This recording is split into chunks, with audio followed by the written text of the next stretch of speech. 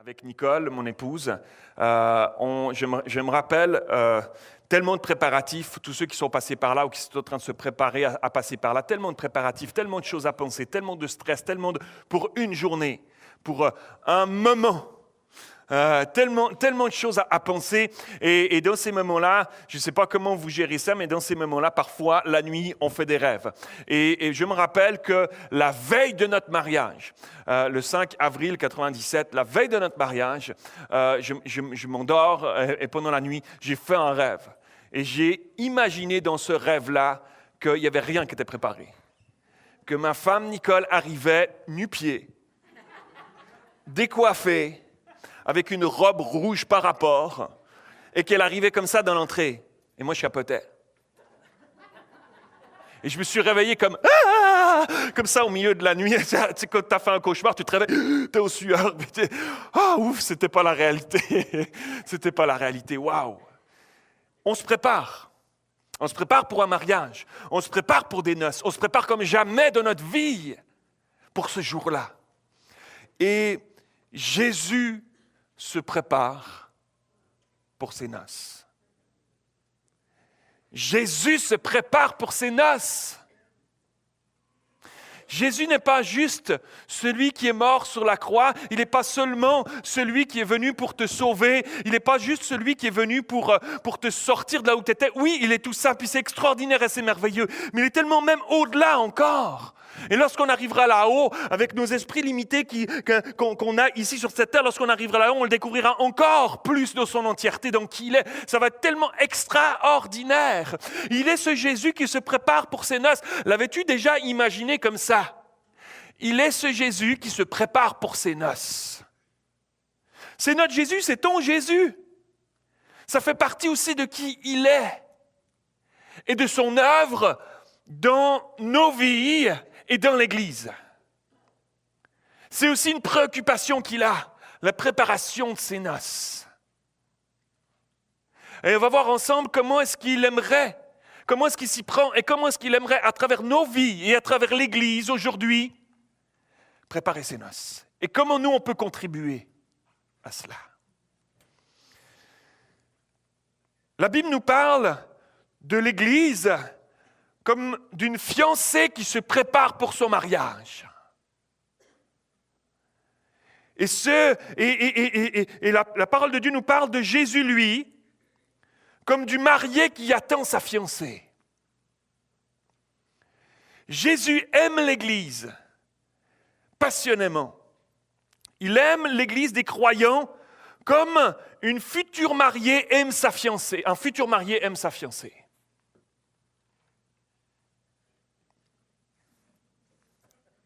Ça se passe bien, ça va?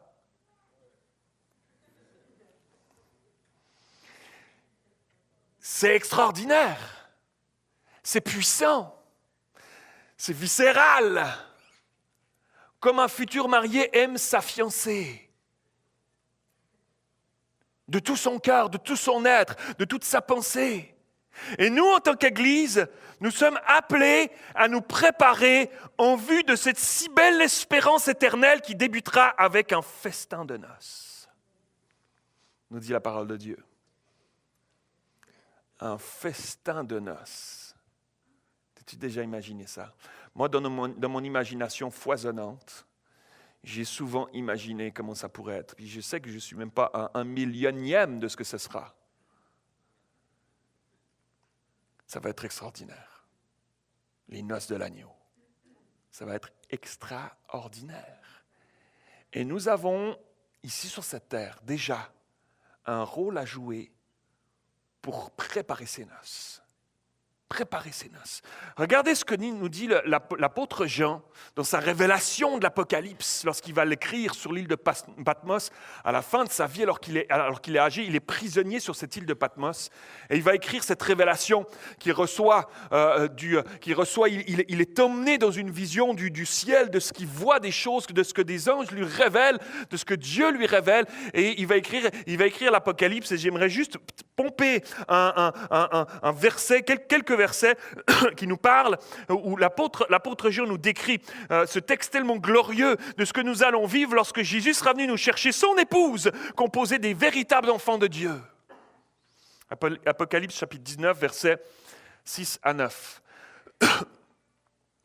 Et j'ai entendu, c'est l'apôtre Jean qui parle de ce qu'il est en train de voir. Et j'ai entendu comme une voix d'une foule nombreuse, comme un bruit de grosses eaux, et comme un bruit de fort tonnerre, disant, imaginez-vous, c'est des voix. Il décrit ça avec des mots d'éléments naturels, d'éléments naturels, alors que c'est des voix qui parlent, comme du tonnerre, comme des bruits de tonnerre, comme des grandes eaux qui sont là, puis ça dit « Alléluia !» car le Seigneur notre... On va le vivre. Hey, regarde ici quelques instants. On va le vivre. C'est pas extraordinaire, ça. On va vivre ça. Ensemble, on va vivre ça. C'est pas plate du tout. Il y en a qui se disent comment on va faire passer l'éternité. C'est quand même long, une éternité, surtout vers la fin. Un peu, c'est un peu long, l'éternité. Comment on va faire? On a l'impression qu'on va s'embêter. Des fois, chez nous à la maison, quand on a une journée, c'est pas quoi faire, là. C'est pas quoi. La journée, c'est long, hein. C'est long à passer quand même. Hein. On se dit, il faut qu'on transpose ça sur l'éternité. Ça va quand même être long, l'éternité. On va pas s'embêter. Laissez-moi vous dire, ça va être extraordinaire du début jusqu'à plus fin. Alléluia, car le Seigneur notre Dieu Tout-Puissant, c'est des voix qui parlent, est entré dans son règne. Réjouissons-nous, soyons dans l'allégresse et donnons-lui gloire, car les noces de l'agneau sont venues et son épouse s'est préparée. Et il lui a été donné de se revêtir d'un fin lin éclatant, pur. Car le fin lin, ce sont les œuvres, regardez bien, ce sont le fin lin dont l'épouse s'est préparée, l'Église, dont elle s'est parée. C'est un fin lin, et le fin lin représente les œuvres justes des saints. Wow! On peut déjà sur cette terre commencer, nous, par nos propres vies, à préparer les noces de l'agneau en choisissant des œuvres justes dans nos vies pour 2018. Wow! Je peux contribuer à la préparation des noces de l'agneau. C'est pas extraordinaire? C'est un tout petit peu, oui. Mais qu'est-ce que c'est extraordinaire? Dieu a choisi, dans son immense amour, mystère incroyable, a choisi de nous faire une place à chacun d'entre nous. Il n'y a pas de discrimination, il n'y a pas d'histoire de couleur, il n'y a pas d'histoire d'éducation, il n'y a pas d'histoire de titre, il n'y a pas d'histoire de formation universitaire ou quoi. Il n'y a rien de tout ça. Chacun d'entre nous, là où on en est, on peut contribuer en choisissant dans nos vies de dire wow, « mais c'est extraordinaire, quel mystère incroyable, qui je suis si imparfait. » Dieu a choisi de son œuvre merveilleuse de me faire participer aux noces de son Fils Jésus, aux noces de l'agneau. Tu peux participer en choisissant des œuvres justes dans ta vie. Et l'ange dit à Jean, écris, heureux ceux qui sont appelés, heureux, t'es heureux si t'es appelé, t'es heureux si tu as choisi, heureux ceux qui sont appelés au festin des noces de l'agneau. Il y aura un festin, t'avais imaginé ça? Il y aura un festin. Vous avez bien mangé pendant les fêtes? Trop, hein, certains. Il y aura un festin. Ça va être magnifique. Ça aussi, j'ai essayé de l'imaginer, mais ça va être extraordinaire. L'ambiance, l'amour. Pas juste manger des mets délicieux, mais juste l'amour qui va régner autour de la table. Quoi de plus plate d'avoir une table extraordinaire avec des mets délicieux, puis juste des gens autour de la table qui ne se parlent pas, puis qui ne s'aiment pas, puis qui se disent pas les choses, puis qu'il y a des tiraillements dans les familles, etc. Dans les temps des fêtes, pour certains, ce n'est pas du tout des moments joyeux, réjouissants. Peut-être que c'était ton cas. Des tensions dans la famille, des souffrances, peut-être des moqueries à ton encontre. Et puis laisse-moi te dire ce matin que nous avons une espérance extraordinaire parce que nous faisons partie de la famille de Dieu. Pas juste nos familles terrestres, nous faisons partie d'une famille extraordinaire en ayant accepté Jésus. Et cette famille-là, voilà son espérance, de vivre heureux ceux qui sont appelés au festin des noces de l'agneau. il y aura une félicité extraordinaire autour de ces tablés qui seront là, là au ciel et au milieu de ces noces de l'agneau qui seront là. Tellement d'amour, tellement de joie, tellement de baume sur notre cœur. La Bible nous dit qu'il essuiera les larmes de nos yeux, qu'il n'y aura plus de douleur, plus de souffrance, plus de mal. Qu'est-ce que ça va être extraordinaire! Qu'est-ce que ça va être merveilleux! Heureux ceux qui sont appelés au festin des noces de l'agneau. Et il me dit, ces paroles sont les véritables paroles de Dieu. Ce n'est pas un conte de fées. Ce n'est pas le Père Noël. Ce n'est pas des contes qu'on peut lire sur le coin d'un feu de bois en fin d'année qui sont pour certains très très bien, sympathiques. Mais c'est les véritables paroles de Dieu, ça. C'est la vraie histoire de ce qui va se passer réellement. Waouh! L'apôtre Paul aussi va prendre à plusieurs reprises l'exemple, l'analogie du couple pour expliquer la relation entre Jésus et l'Église et l'épouse. Et il les appelle l'époux et l'épouse.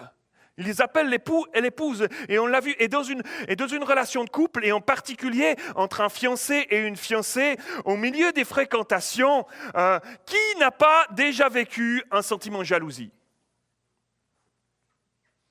Un sentiment de jalousie. Il y a certains qui sont plus jaloux que d'autres, on est d'accord? Mais un sentiment de jalousie, un désir de protéger notre amour, de se rappeler qu'on s'est promis l'un à l'autre à travers les fiançailles et parfois peut-être mal interpréter une parole, mal interpréter un geste ou un regard d'un homme pour ma fiancée ou d'une femme pour ton fiancé. Jalousie. Et dans le contexte de la Bible, les fiançailles, beaucoup plus qu'aujourd'hui, avaient une signification particulière, profonde, ancrée. Elles ne servaient pas juste à tester notre amour. Elles ne servaient pas juste à se fréquenter, à sortir ensemble, à faire un peu connaissance, voir si ça fit ensemble, voir si on est compatible. Mais les fiançailles, c'était une promesse de mariage. C'est une promesse d'une alliance, un engagement envers l'autre que nous irons ensemble jusqu'au bout. Alors oui, c'était comme une période test, mais ce n'était pas juste un test à la légère. C'était un test où il y avait déjà une profondeur qui était là. Et l'apôtre Paul dira dans 2 Corinthiens chapitre 11, verset 2, « Car je suis jaloux de vous, d'une jalousie de Dieu. Parce que je vous ai fiancé, c'est lui qui parle à l'église de Corinthe, parce que je vous ai fiancé à un seul époux pour vous présenter à Christ comme une vierge pure. » Waouh! On comprend? On comprend mieux en lisant ces paroles-là. Waouh! Je suis jaloux de vous d'une jalousie de Dieu. Qu'est-ce qu'une jalousie de Dieu? On va voir ça ensemble. Qu'est-ce qu'une jalousie de Dieu? Alors qu'on lit ce texte, l'apôtre Paul, il est en train de remettre les points sur les i. Il remet l'église au milieu du village. Il repose le cadre. Que certains faux docteurs tentaient d'influencer l'Église et les chrétiens à suivre un évangile qui n'était plus centré sur Christ seul. Ça glisse si vite. Ça dérape si vite. Et nous voulons un évangile centré sur Jésus-Christ seul. Et ici, à Nouvelle-Vie la Prairie, nous avons et nous aurons un évangile centré sur Jésus-Christ et Christ seul. Et pour 2018, on aura Jésus au centre. Alléluia. On aura Jésus au centre. Et c'est une stratégie. C'est une stratégie que l'ennemi de nos âmes, que le diable, que Satan, c'est une stratégie qu'il a et qu'il utilise pour infiltrer l'Église et séduire, s'il était possible même, les élus de Dieu. C'est ça que la parole de Dieu nous dit. Matthieu 24, 24, s'il était possible de séduire même les élus de Dieu.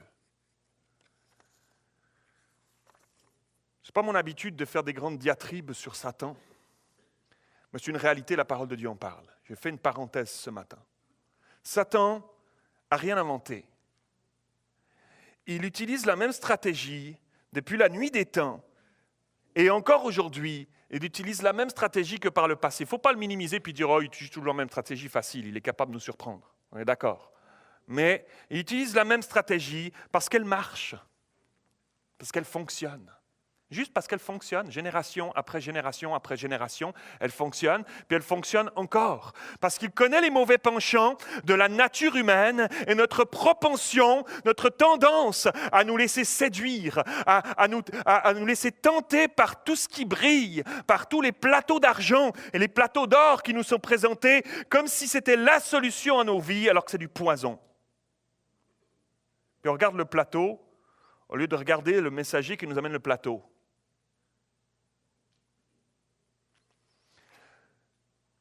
Combien de fois est-ce que je m'emporte pour une situation absurde et qu'avec un tout petit peu de recul, après coup, je me dis, mais qu'est-ce que c'était? Ça se peut pas. Combien de fois dans nos couples, on se pogne, bam, une étincelle, boum, ça part. Et puis, juste quand tout à coup le soufflet tombe, parce que votre épouse a choisi de se taire pendant que vous parlez, ou l'inverse. Et le soufflet tombe, puis là on se regarde, puis moi ça m'est arrivé plein de fois. Ça m'est arrivé plein de fois. Puis on se regarde, puis sérieux. Des fois même on ne se rappelle même pas comment ça a commencé. On ne se rappelle plus comment ça a commencé. Est-ce que ça valait la peine? Non. Ça ne valait pas la peine. On se dit, ça y est, on s'est encore laissé emporter. On s'est laissé glisser, on s'est laissé avoir. Je ne l'ai pas vu venir, bam. Peut-être que pour toi, c'est peut-être autre chose, peut-être c'est la convoitise. La convoitise. Je n'avais pas prévu d'acheter ça. Mais tout à coup, je l'ai vu. Chez ma voisine, à la télé, chez mon voisin. Et je l'ai acheté. Puis on dirait qu'entre deux, il n'y a pas eu de « je sors mon porte-monnaie, je sors ma carte ». Cette phase-là, on a un blanc de mémoire. Tout à coup, comment c'est là chez nous à la maison? Comment c'est arrivé? On se laisse glisser. On se laisse avoir. Si souvent, avec des choses que on se dit qu'on en a un grand besoin quand on regarde la publicité à la télévision. Et puis que finalement, quand c'est chez nous, on n'en a pas tant besoin que ça. Puis combien de fois ça finit au fond d'une armoire? Je vous fais la culpabilité, là, après les fêtes et tout, là. Je vois déjà, ils sont comme ça, là. Non, mais il y a des bonnes nouvelles qui viennent après, parce que je vous aime, vous savez tout ça. Hein. Il y a des bonnes nouvelles. Mais il faut de temps en temps se piquer un peu, il faut de temps en temps un peu se... Moi, je ne vous laisse pas tranquille, mais je ne vous laisse pas tranquille parce que je vous aime. Mais je fais la même chose avec ma femme, puis mes filles et ma femme font exactement la même chose avec moi en plus intense. Elle ne me laisse pas tranquille. Il faut que ça change, il y a des choses dans nos vies, et puis ce n'est pas grave. C'est pas grave. Moi, je trouve tellement triste lorsque quelqu'un a des mauvais penchants, a des choses avec lesquelles ils se battent, et puis qui endurcissent leur cœur face à ça, puis qui disent « Non, je ne suis pas changé, je suis comme ça, aimez-moi comme je suis. » Non, non. J'aime et Dieu aime ceux qui ont un cœur souple. Puis qui disent « C'est vrai, je lutte avec ça. C'est vrai, c'est pas facile. C'est vrai, si souvent je me fais encore avoir, puis je glisse encore, mais Seigneur, transforme-moi. Mais Seigneur, aide-moi. Seigneur, donne-moi les outils. Seigneur, je veux puiser en toi ce dont j'ai besoin pour changer, pour m'améliorer, pour te ressembler, pour les œuvres justes des saints. Pour pratiquer ces œuvres justes, pour qu'alors que je pratique ces œuvres justes, je ressemble plus à Jésus et je contribue à préparer les noces de l'agneau. Extraordinaire, à rendre cette épouse pure, à rendre cette épouse sans tache. Parce que les taches sur la robe de l'épouse sont les taches de nos vies. Parce que l'épouse, c'est l'Église, c'est nous. Ce n'est pas 4 murs, c'est des pierres vivantes que nous sommes. C'est nous. Alors, quand on choisit de dire, Seigneur, je ne veux pas endurcir mon cœur, Seigneur. Oui, il y a tel domaine dans ma vie où je lutte encore. Seigneur, viens me transformer. Alors, ça contribue à embellir l'épouse.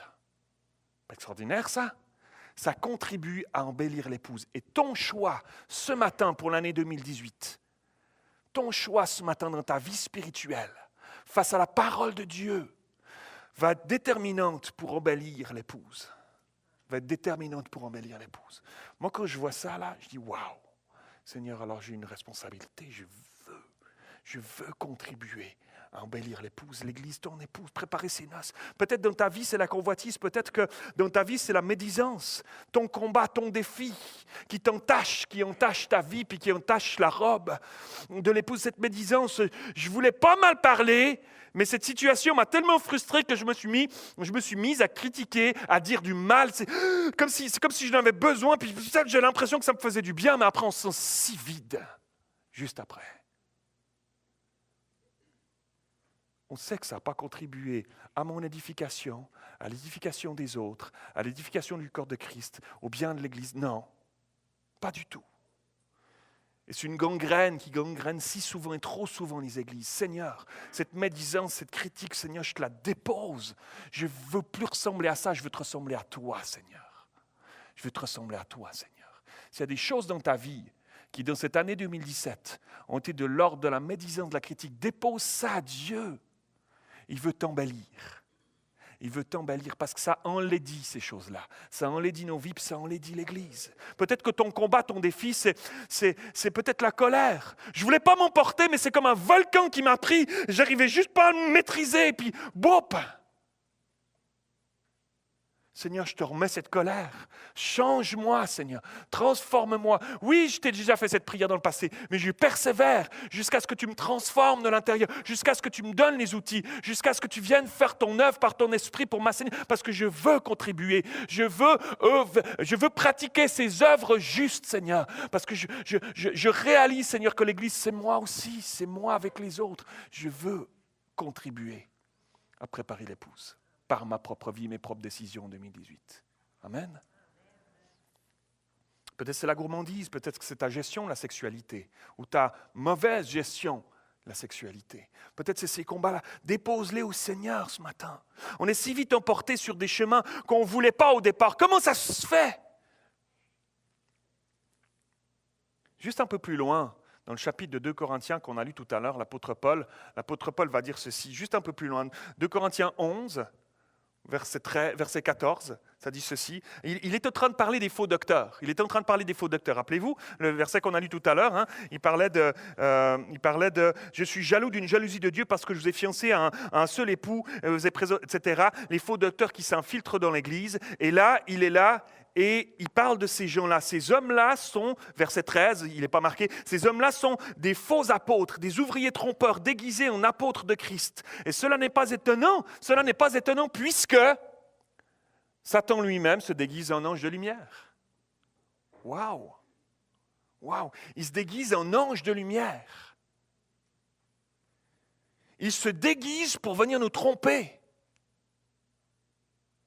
pour se faire passer pour un autre qu'il n'est en réalité à nos yeux. Et nous aurons besoin en 2018 d'être vigilants, mes frères et sœurs. Vigilants. Parce qu'il est comme un lion rugissant cherchant qui dévorer. Il rôde. D'être vigilant. Je n'ai pas dit paranoïaque. Il y a des chrétiens qui rentrent dans la paranoïa, puis qui voient Satan partout, puis des démons, puis etc. Non. Nous sommes sous le sang de Jésus-Christ. On appartient à Jésus, on est ses enfants. Et à ce titre-là, nous sommes sous sa protection, nous avons autorité dans le nom de Jésus, de dire à l'ennemi, tu recules maintenant. Mais en même temps, que celui qui pense être debout prenne garde de tomber, dit la parole de Dieu. Alors on doit être vigilant, on doit chercher à être comme des sentinelles vigilantes. Et d'apprendre à discerner en 2018 lorsque le séducteur viendra avec ses séductions pour me faire succomber et chuter dans mes penchants charnels.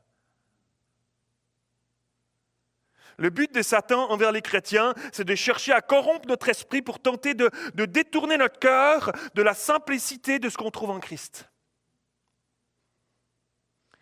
C'est ce que Paul disait.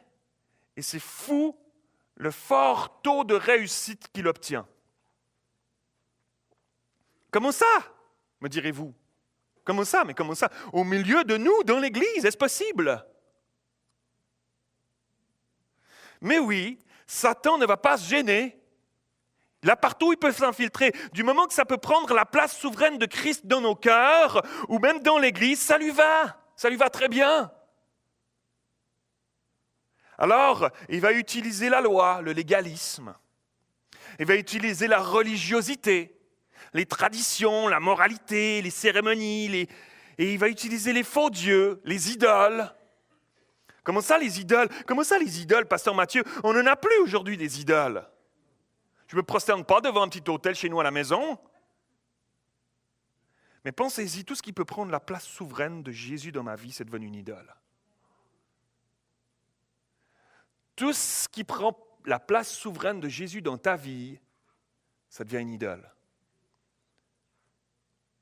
Réfléchis quelques instants.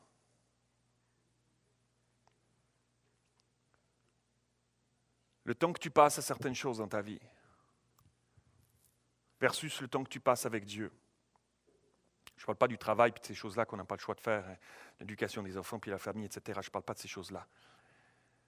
Mais quelques instants, certains, moi je connais mes combats, je sais vers quoi j'ai tendance à glisser puis comment me faire voler des choses, comment l'ennemi me vole des choses. Chacun d'entre nous, on a nos combats, on a nos défis, chacun d'entre nous, on a nos choses vers lesquelles on sait qu'il faut qu'on soit vigilant et il faut qu'on soit comme des sentinelles pour ne pas glisser. Puis trop souvent, je glisse là-dedans encore.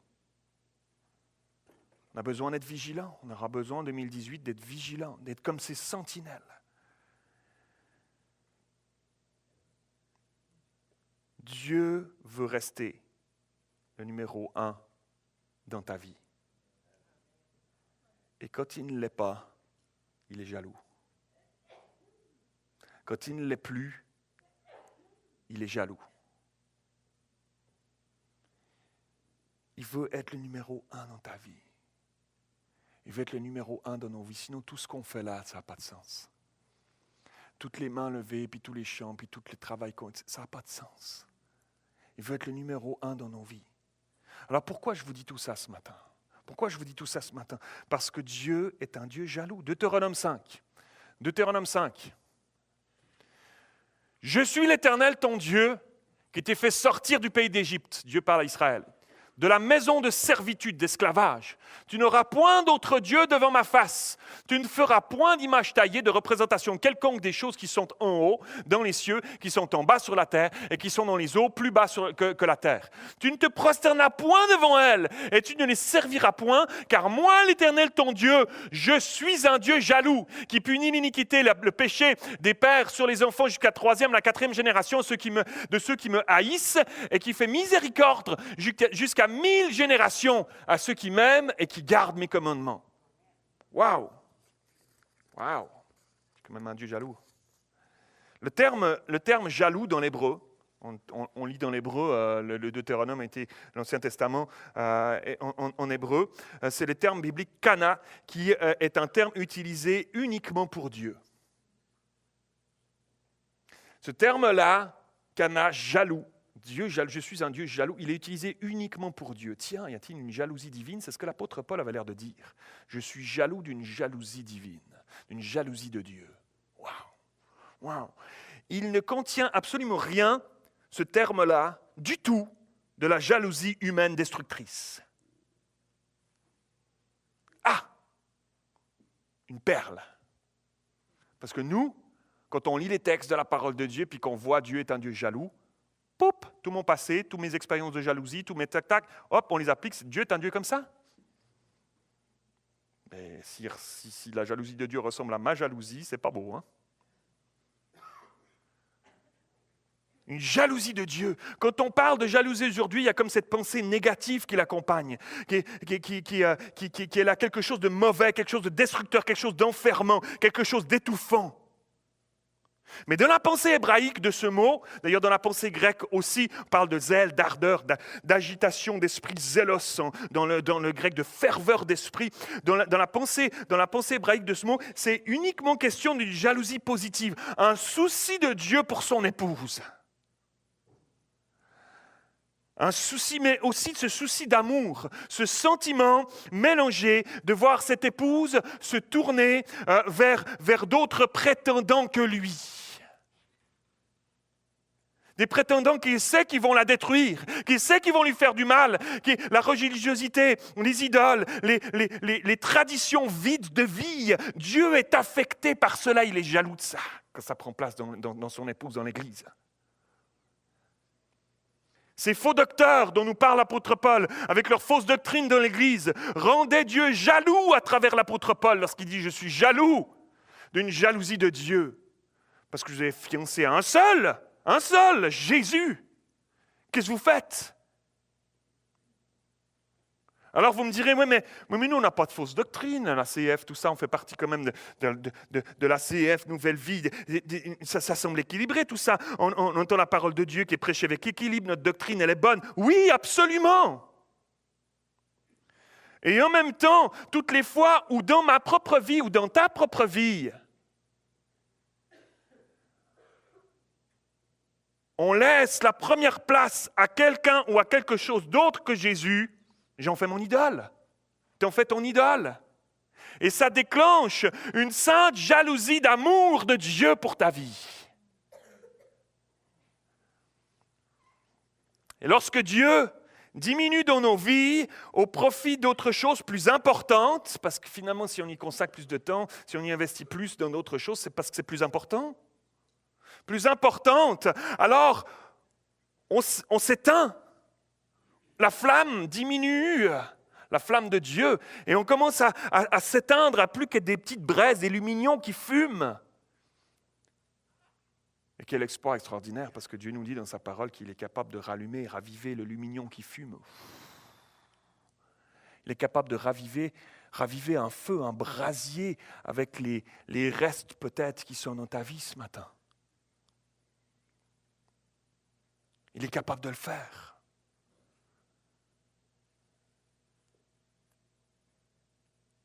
Alors ce matin et en ce début d'année 2018, j'aimerais encourager chacun d'entre nous, chacun d'entre vous ici, à se mettre sérieusement devant Dieu, à laisser la douce voix du Saint-Esprit nous parler, le laisser mettre son divin doigt d'amour sur ce qui dans nos vies aurait pu prendre sa place à lui. La première place. Et il se soucie de toi ce matin, bien plus que tu le penses.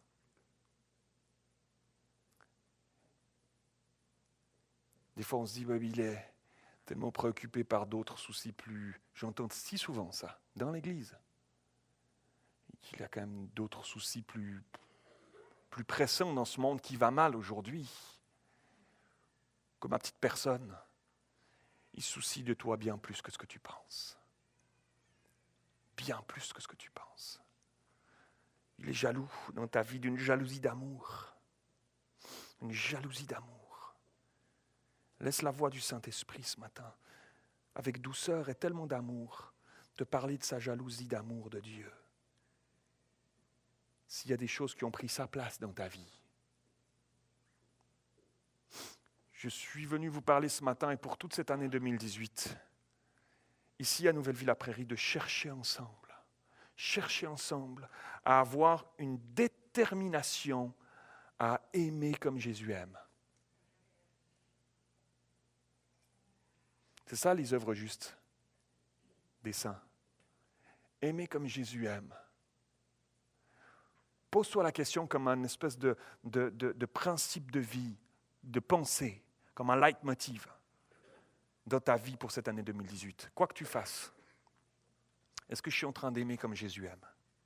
Dans ce que je suis en train de faire là, dans ma relation avec mes collègues, dans ma relation avec ma femme, dans ma manière de traiter mes enfants, dans ma manière de vivre, jusque dans mes... Est-ce que je suis en train d'aimer comme Jésus aime? Lorsque j'attends à la file dans le supermarché et que c'est si long. et que je n'ai pas le temps? Est-ce que j'aime comme Jésus aime? Dans toutes ces choses du quotidien, est-ce que j'aime comme Jésus aime? Quand je suis en retard, et puis que tu es à la maison, madame, et puis qu'il faut changer les couches du bébé, puis qu'il faut encore préparer le repas, puis que ton mari rentre, et puis qu'il dit « C'est pas prêt? J'ai faim! » Comme un vieil ours qui arrive des bois, là. Et est-ce que j'aime comme Jésus aime? Est-ce que le mari, quand il rentre, puis qu'il dit « C'est pas prêt? J'ai faim. » Est-ce que j'aime comme Jésus aime? Chacun d'entre nous, on a notre rôle à jouer, on a notre contribution à donner. Est-ce que vous me suivez? Et on est appelés ensemble à veiller à nos propres vies. Lorsque je néglige son épouse, il est jaloux.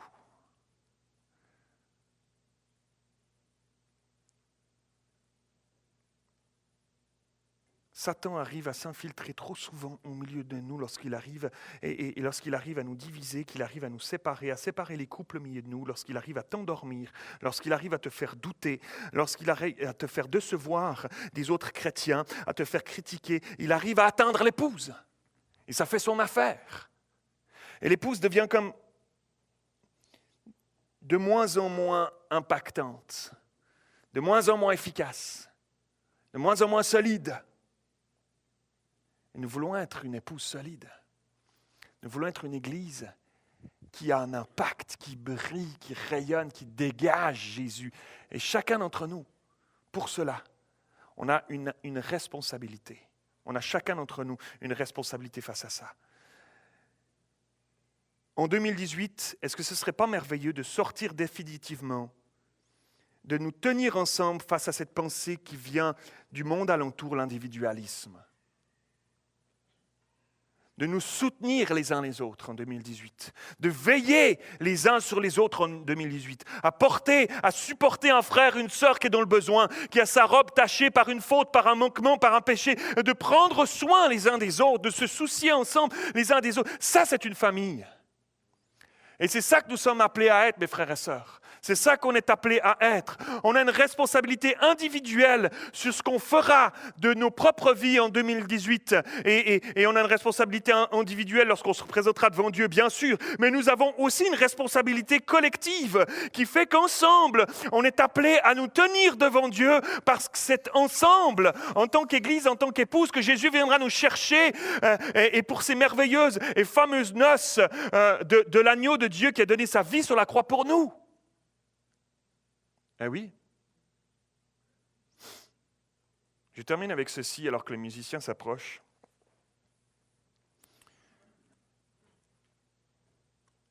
Il y a une tradition en Espagne, en Catalogne, fameuse région dont on parle beaucoup ces dernières semaines, derniers mois. Il existe une tradition qui existe encore aujourd'hui et qui a été inventée, qui a été mise en place il y a plus de 2 siècles et qui représentait la passion de Christ et le mont Golgotha. On appelle ça des castels en espagnol pour les Espagnols.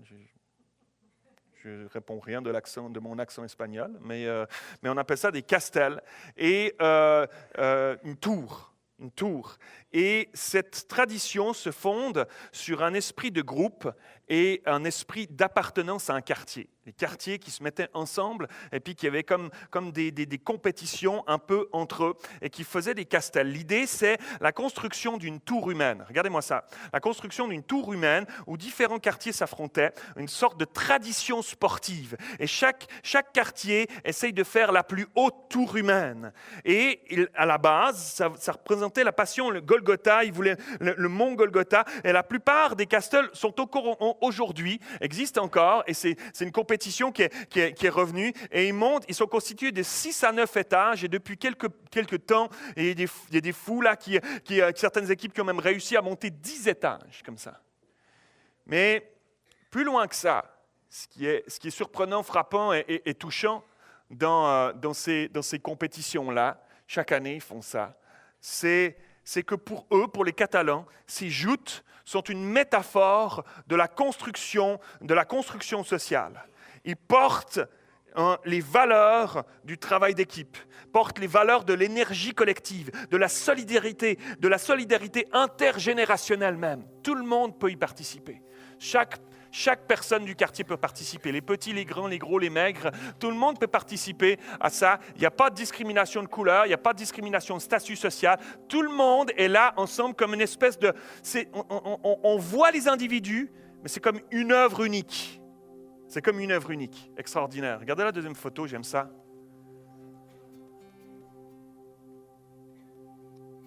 Et si en 2018, on faisait ça ensemble? Pas pour de vrai, d'accord. On voit certains, moi je ne monte pas en haut. Hein? Qui veut être en haut? Mais si en 2018, on s'inspirait de ça ensemble? C'est magnifique. Regardez ses mains sur l'épaule de celui qui est devant, qui se soutiennent ensemble, puis les bases de cette tour. Cette tour, elle ne pourrait pas tenir s'il n'y avait pas à la base tous ces gens qui se tenaient ensemble. C'est ça qui soutient le poids de tout ça. Et ensemble, ça fait une construction, une belle construction. Construction qui pour eux-mêmes représentait la passion du Christ. Et si ensemble, face au monde, alors qu'on construira en 2018 l'unité, alors qu'on construira ensemble, en servant le Seigneur dans nos dons, dans nos différences, en nous supportant les uns les autres, si en 2018, on choisissait de mettre notre main sur l'épaule d'un frère, d'une sœur, puis dire on va se soutenir, on va contribuer ensemble. Seigneur, je vais te déposer tout ce qui faisait la laideur de ma vie, je vais te les déposer. Toute la critique, la médisance, la colère, tout ça, je veux plus ça. Je veux plus ça. Si un là au milieu choisissait de dire t'arrêtes toi, pose pas ta main sur mon épaule, puis qu'il se mette à pousser, bam, bam, tout le monde tombe, la tour s'écroule.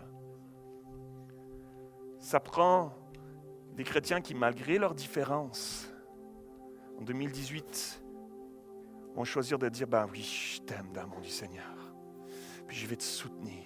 Puis on va ensemble s'aider, puis s'entraider, puis s'encourager à grandir en Dieu. À laisser Dieu prendre plus de place dans nos vies, puis dans l'Église, puis à se réjouir des nouvelles personnes que Dieu va nous envoyer, puis qui vont se mettre à s'ajouter autour, puis qui vont se mettre à poser leurs mains avec nous ensemble, ici pour construire et bâtir une Église qui rayonne de Jésus, qui ressemble à Jésus, pour préparer l'épouse à ses noces et rendre belle cette robe de l'épouse, par qui nous sommes, nos vies, et notre choix de dire je renonce en 2018 à ces choses, à ces penchants. Je renonce en 2018 à laisser autre chose que Jésus prendre la première place dans ma vie. Je renonce à ça. Alléluia. Est-ce qu'on peut incliner la tête en terminant? Il y a des choix de vie ce matin. Et je priais avec l'équipe de prière tout à l'heure. On priait, je sentais cet enjeu qui était là. C'est l'enjeu de nos vies, c'est l'enjeu de ta vie. Il y a un enjeu face à ces noces de l'agneau. Et cet enjeu, il se résume à nos vies, à ta vie. Tu as le choix de pouvoir contribuer et dire, moi je veux contribuer à ces noces. En choisissant les œuvres justes. En choisissant ces œuvres justes. Et en renonçant à ces choses qui prennent la place de Dieu, la numéro 1 dans ma vie. Je ne suis pas en train de te dire de vivre une vie austère, puis tu n'as plus le droit d'avoir des loisirs, puis des plaisirs, etc. Je ne suis pas en train de parler de ça. Je suis en train de parler des choses qui prennent la place de Dieu dans ta vie, le numéro 1. Et je sais que ce matin, il y a des gens, vous êtes là ici. Et Dieu pointe son doigt avec douceur et amour, et c'était ma prière de dire, ne sens pas comme une culpabilité, puis je suis qu'un nul, puis regarde ça, puis de toute façon, j'y arrive pas, puis non. Dieu, avec une jalousie d'amour, vient vers toi puis te dit, j'aimerais tellement redevenir numéro 1 dans ta vie. J'aimerais tellement que tu renonces à ces choses. J'ai tellement plus pour toi. J'ai tellement plus pour toi en 2018 que ce que tu t'es contenté en 2017. J'ai tellement plus si tu choisissais juste de dire, je renonce à ça. Je renonce à ceci, à cela dans ma vie, à ces entraves, à ces chaînes qui sont là. Seigneur, ce matin, fais-les tomber. Je te les dépose. Fais tomber les barrières. Fais tomber ces choses qui m'emmurent, qui m'enchaînent encore.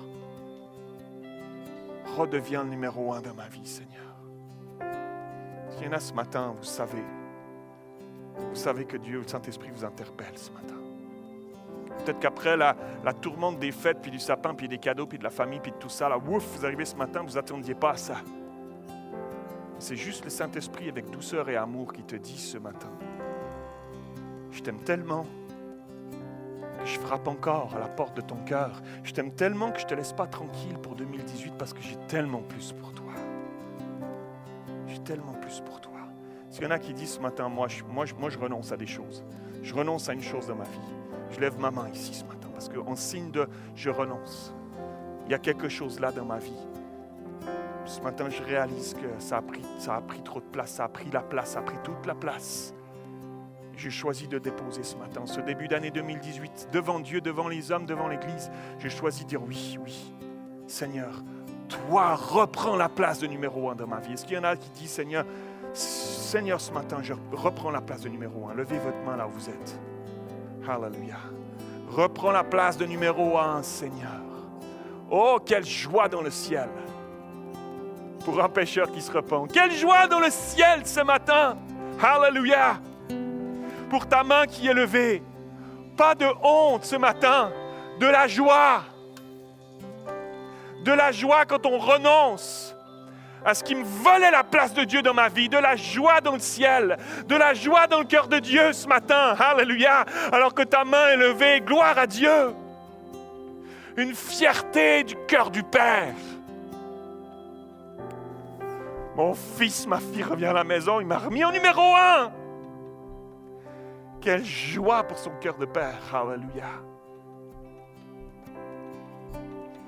Et je prie que cette année 2018, mes frères et sœurs, que cette année 2018 soit une année où notre Église ici à Nouvelle-Ville-la-Prairie cherche de plus en plus à ressembler à ça.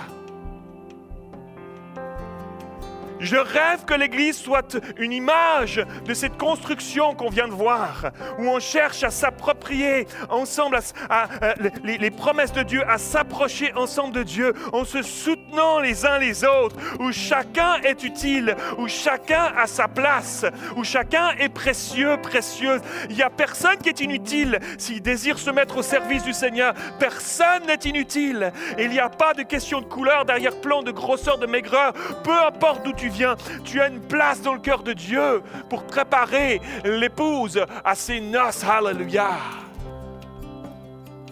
Mettons-nous en route ensemble. Ensemble. Je ne pourrais pas le faire tout seul. Tu ne pourras pas le faire tout seul. Ensemble.